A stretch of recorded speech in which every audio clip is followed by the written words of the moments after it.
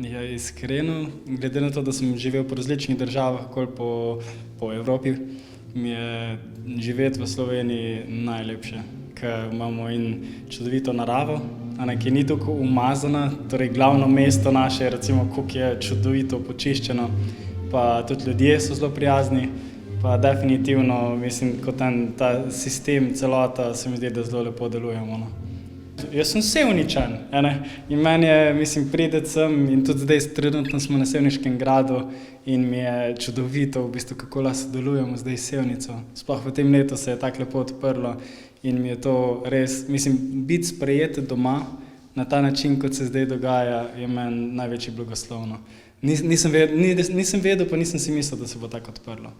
Tako da, ja, sem pa pogrešal slovenščino, ko sem bil v tujini. Ne vem, kje jo vidim. Upam pa, da definitivno zdaj, ker v teh težkih časih, ki smo nekako zdaj počasi ven lezemo iz njih, ali se stvari lepo odpirajo, kar vidim, da je veliko ljudi se obrnilo v umetnost, pa v sebe, pa v neke te svoje sanje. In želim si, da v teh 30 letih, da bi čim več ljudi lahko živeli svoje sanje, pa da ne bi bilo teh problemov z eksistenco, pa z denarjem, da bi res lahko vsak živel neko mirno življenje, ampak na polno. Da ga ni treba biti strah, šment, si lahko privoščim to zadevo, pismo ne, pa moram kle manj, mislim, našparati denar, kakorkoli. Tako da to in da se umetnost postane toliko strastna v Sloveniji pri ljudeh, tako kot so pri športu.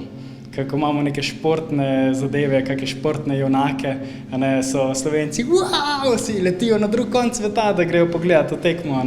Tako da, dajmo Slovenijo za umetnost! To bi si definitivno želel, še več tazga. Moram pa priznati, da sem zelo srečen s stvarmi, ki se odvijajo in dogajajo, vsaj zame, in si tudi želim, da se to drugim umetnikom odpre, da lahko živijo s svojim delom, pa da jim ni treba zraven še kelnariti ali kaj tazga za preživetje. Tako da, da umetniki rastemo naprej.